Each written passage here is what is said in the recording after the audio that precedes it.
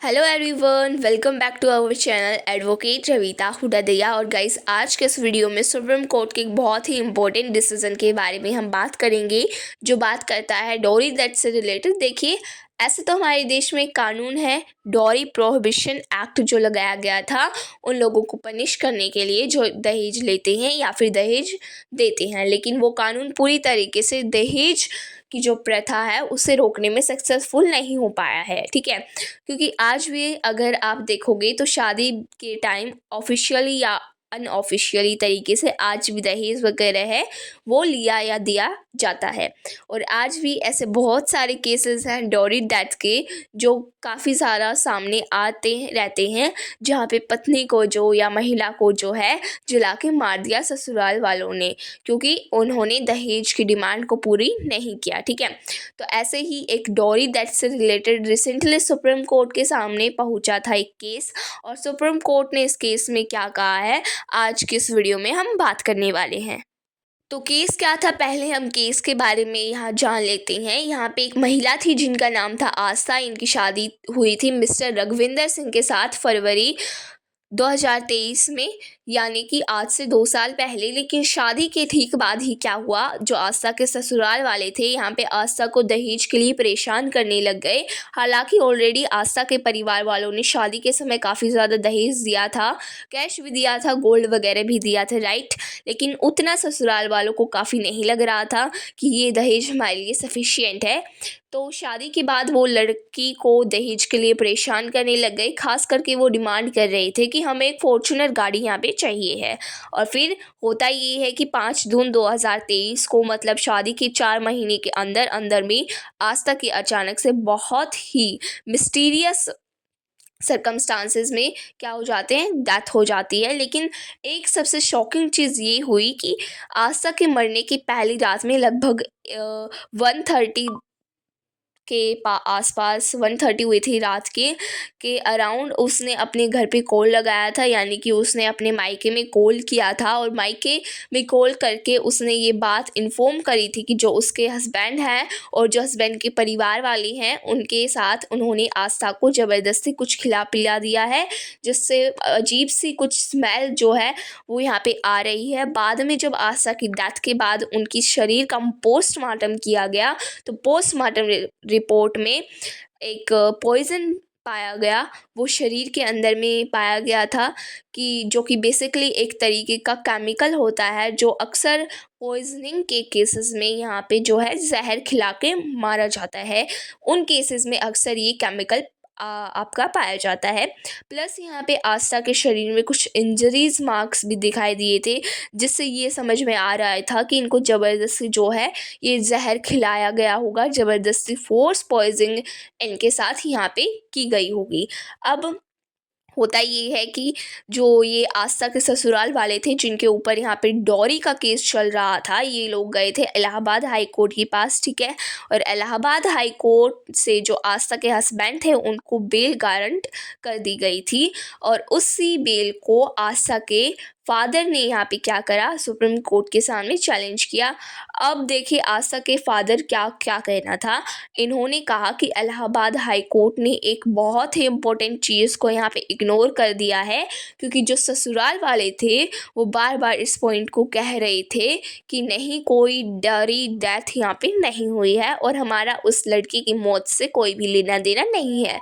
तो यहाँ पे लड़की के पिता का क्या कहना था कि अगर ये डॉरी डेथ नहीं है तो फिर आप बताइए ना, तो ये कैसे डेथ हुई इसकी, आस्था की। क्योंकि इन्होंने सुप्रीम कोर्ट के सामने वही बात बोली थी। देखो, अगर कोई भी महिला शादी के 7 साल के अंदर अंदर में मरती है और जो उसकी मौत हुई है वो नेचुरल डेथ नहीं है, ठीक है।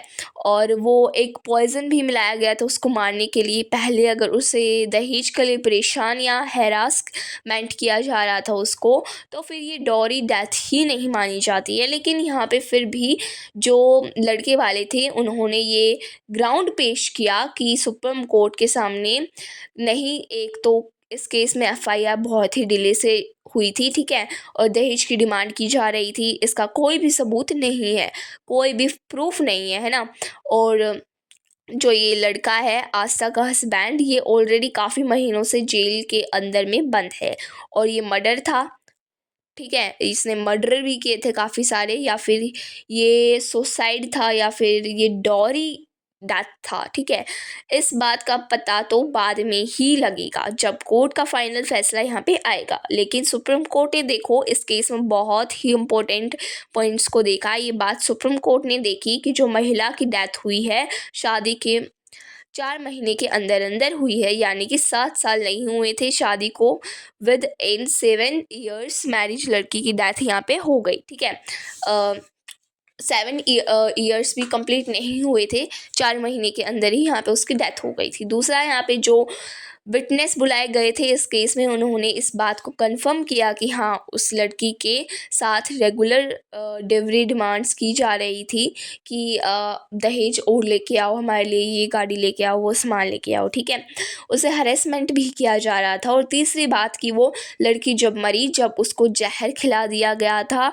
तो उसने जो अपने मायके में कोड लगाया था अपने पिता को, अपनी बहन से जो उसने बातें करी थी, उसमें उसने काफ़ी साफ कहा था कि इन्होंने मेरे मुंह में कुछ अजीब सी चीज़ डाल दी है, जिससे अजीब सी स्मेल वगैरह जो है वो आ रही है। तो इसलिए सुप्रीम कोर्ट ने कहा कि देखो अभी तो जो ऊपर ऊपर से देख के लग रहा है वो यही है कि यहाँ पे डॉरी डेथ ही आपकी कॉज की गई है।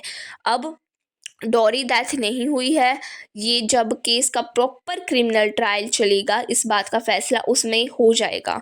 लेकिन आज मुद्दा ये है कि क्या हमें आस्था के हस्बैंड को यहाँ पे बेल ग्रांट कर देनी चाहिए थी या नहीं। तो बेल नहीं ग्रांट की जाएगी, क्योंकि हमारे हिसाब से ये डॉरी डेथ का ही केस माना जाएगा यहाँ पे।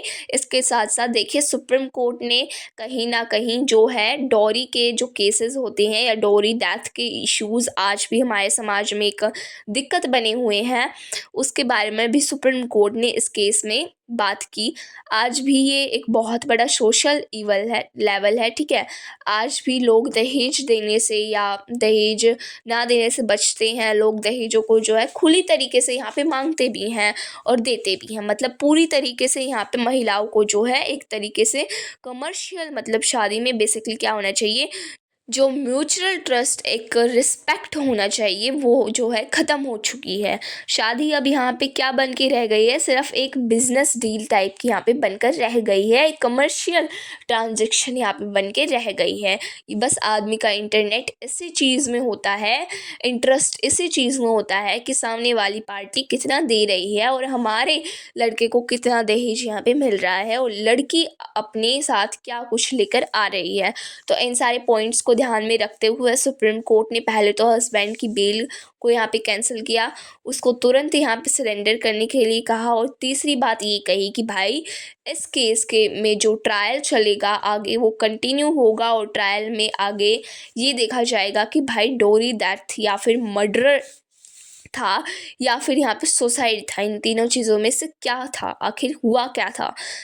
वो तो पता था ही कि डॉरी डेथ से उन्होंने पॉइज़न खिला दिया था आस्था को, उसकी डॉरी डेथ से रिलेटेड डेथ की गई थी उसकी। ठीक है, तो इस केस में सुप्रीम कोर्ट ने सीधे तौर पे ये बात कही कि इलाहाबाद हाई कोर्ट ने बेल देते समय बहुत ही गलत डिसीज़न लिया है और बेल देते समय आपने केस के सीरियसनेस को पूरी तरीके से इग्नोर कर दिया। क्योंकि अगर केस को देखा जाए, केस पूरी तरीके से यहाँ पे इशारा कर रहा है डॉरी डेथ की तरफ, यहाँ पे इशारा कर रहा है। ठीक है, इसके बाद भी इलाहाबाद हाई कोर्ट का बेल देने के लिए एक बहुत ही गलत सिग्नल यहाँ पे जो है वो सेंड करता है, राइट। तो 28 नवंबर को ये केस है जिसमें डॉरी डेथ के केस में सुप्रीम कोर्ट ने बेल को कैंसिल कर दिया। आई होप आपको ये क्लियर हो गया होगा। ठीक है, तो मैंने आपको हर एक पॉइंट्स अच्छे से बता दिए हैं। गाइस, अगर किसी व्यक्ति को केस से रिलेटेड सलाह या जानकारी चाहिए तो वो नीचे दिए गए नंबर पर संपर्क कर सकता है। वीडियो पसंद आई हो तो like, comment, share and subscribe our YouTube channel.